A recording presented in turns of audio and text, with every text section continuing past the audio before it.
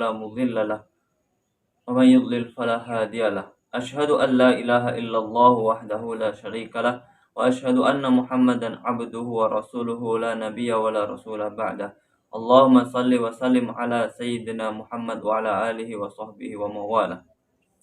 Pada sore hari ini saya menyampaikan tentang ghibah di saat puasa.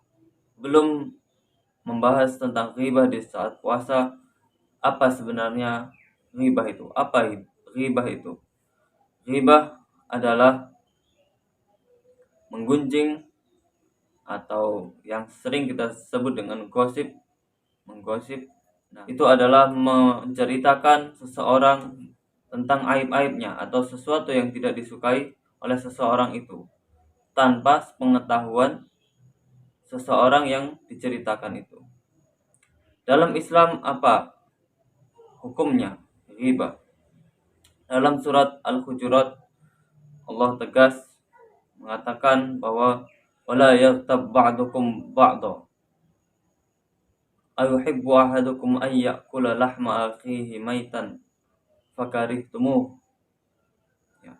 Di situ Allah tegas mengatakan bahwa dan janganlah engkau menghibah atau menggosip. Janganlah kamu menggosip sebagian darimu atas sebagian yang lain.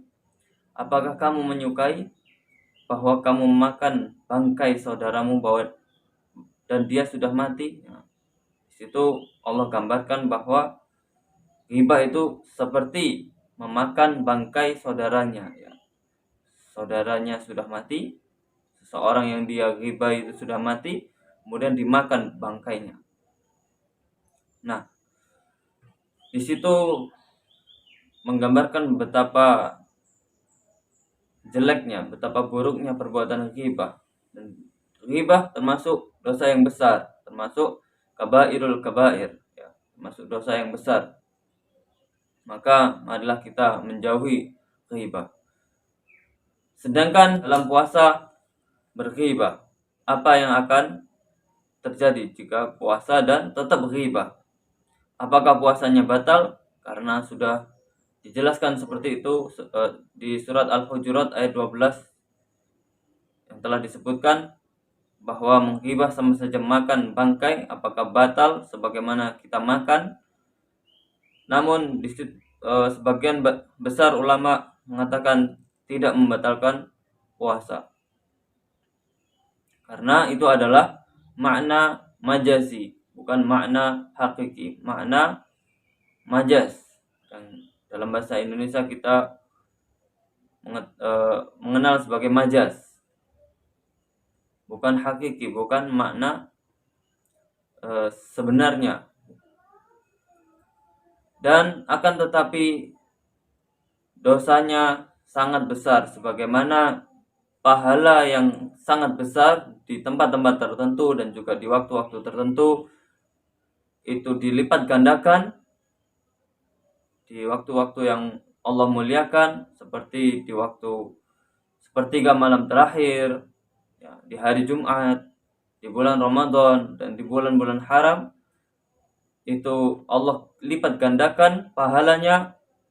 Sebagaimana itu pula kalau seseorang melakukan dosa, maka dosanya juga dilipat gandakan. Dosanya akan semakin besar. Di tempat-tempat tertentu juga, di masjid, ya, di Mekah, Madinah, di tanah-tanah haram, sebagaimana Allah lipat gandakan pahalanya jika kita melakukan amal yang baik, Allah juga akan lipat gandakan dosanya semakin besar. Kemudian selaras dengan itu sabda Rasulullah sallallahu alaihi wasallam, "Man lam yada' qaulaz zur wal 'amala bihi wa laysa lillahi hajatun fi an yada' ta'amahu wa syarabahu." Barang siapa yang tidak meninggalkan perkataan dusta, perkataan yang keji, perkataan yang buruk, termasuk dalam hal ini adalah ghibah, dan melakukan perbuatan yang buruk pula, maka Allah tidak berkepentingan dengan apa yang ia tinggalkan dari makan dan minum. Yang dimaksud adalah berpuasa. Jadi puasanya tidak diterima oleh Allah Subhanahu wa taala. Kemudian ya, akan sia-sia perbuatannya. Puasanya tetap mendapatkan pahala, namun dengan melakukan maksiat maka menghilangkan pahalanya, menutupi pahalanya. Selaras dengan itu pula Jabir bin Abdullah berkata, "Idza sumta faltasum sam'uka wa basaruka wa lisanuka wa la taj'al yawma saumuka ka yaumi fitrika." Ketika engkau berpuasa, maka berpuasalah juga pendengaranmu, penglihatanmu, dan juga lisanmu. Dan jangan engkau samakan ketika engkau berpuasa dengan ketika engkau tidak berpuasa. Yang dimaksud dengan di sini berpuasa pula lah pendengaran, penglihatan, dan ucapan adalah dari maksiat. Maka kita hentikan pendengaran kita dari melakukan maksiat, penglihatan kita dari melihat maksiat, melihat yang dosa, dan juga lisan kita dari berbuat dosa. Termasuk dalam hal ini adalah ghibah. Ibarat orang yang berpuasa namun ia tetap ghibah, bagaimana orang mengumpulkan air, akan tetapi wadahnya itu ia lubangi sendiri, ia lubangi wadahnya bocor. Jadinya ketika dia sudah susah payah mencari air, ya, menimba air, akan tetapi yang ia dapatkan adalah hilang airnya atau sama sekali tidak ada. Ya. Semakin besar, semakin banyak dia bermaksiat, maka semakin besar pula lubang di tempat wadah yang ia mencari air tersebut.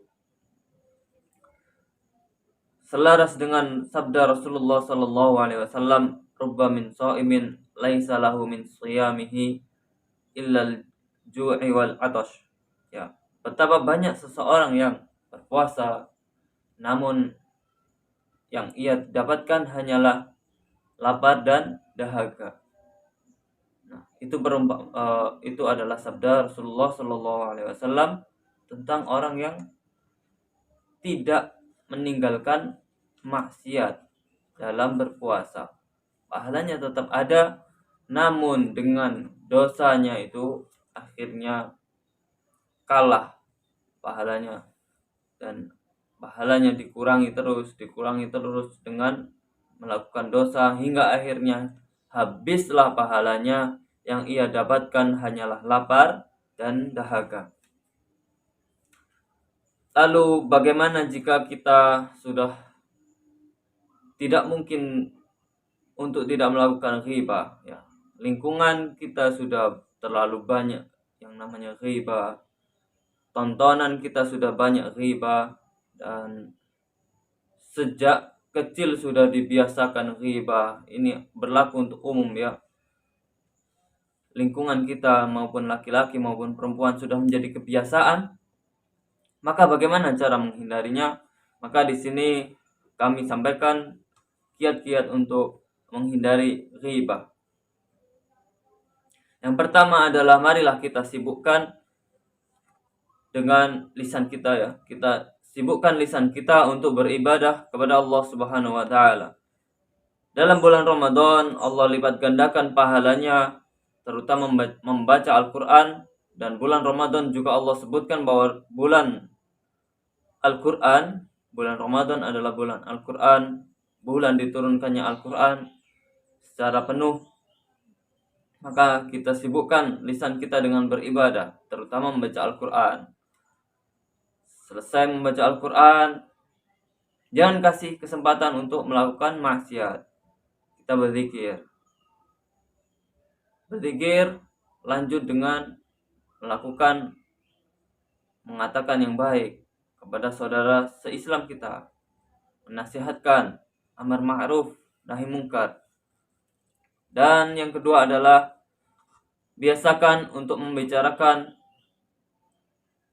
ilmu, karena tingkatan manusia itu ada 3. Yang paling rendah dan yang paling umum adalah tingkatan seseorang dari apa yang ia bicarakan. Yang pertama adalah orang yang biasa membicarakan seseorang. Nah, ini tingkatan paling rendah. Tingkatan manusia paling rendah. Yang kedua ya adalah orang yang di atasnya adalah orang yang membicarakan tentang event, tentang acara, terutama acara-acara yang baik. Ya, maka kita tinggalkan tingkatan yang paling rendah ini, kita menuju tingkatan di atasnya setidaknya, yaitu tingkatan orang yang membicarakan acara, tentang acara kajian di mana, tadarus di mana, tentang di mana kita akan tarawih, ya, itu yang kita bicarakan. Dan tingkatan yang pertama dari manusia itu yang tertinggi adalah orang yang ia bicarakan adalah ilmu. Ia membicarakan ilmu, membicarakan ide, membicarakan tentang kajian ilmiah. Maka kita tinggalkan tingkatan yang terendah ini. Maka yang ketiga adalah sebutkan sisi positif seseorang. Sisi baik seseorang, kita berusaha ketika menceritakan seseorang, kita ceritakan sisi baik seseorang tersebut. Jauhkan sejauh mungkin menceritakan aib atau menceritakan sesuatu yang jeleknya. Kemudian bagaimana jika sudah terlanjur ghibah? Apa yang harus dilakukan? Yang pertama adalah kita istighfar sebanyak mungkin, karena ghibah adalah perbuatan dosa yang besar.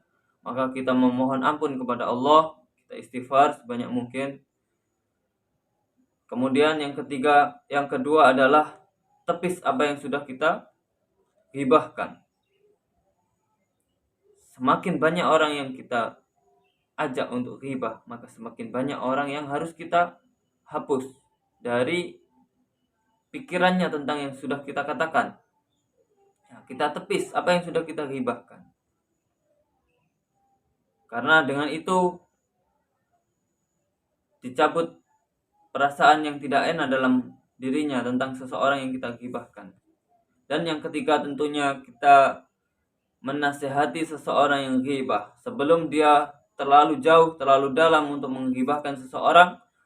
Maka sebagai orang yang telah bertaubat dari melakukan ghibah, kita juga harus menasehati seseorang yang sedang berghibah. Kita ajak untuk tadarus, kita ajak untuk membaca Al-Quran, berzikir, banyak-banyak beribadah, mengingatkan bahwa ini adalah bulan Ramadan, kita sedang berpuasa, kita sedang beribadah. Maka marilah kita jauhkan dari ghibah. Demikian yang bisa saya sampaikan pada sore hari ini. Semoga bermanfaat. Segala bentuk kesalahan adalah datangnya dari diri saya sendiri dan dari syaitan yang senantiasa menggoda manusia.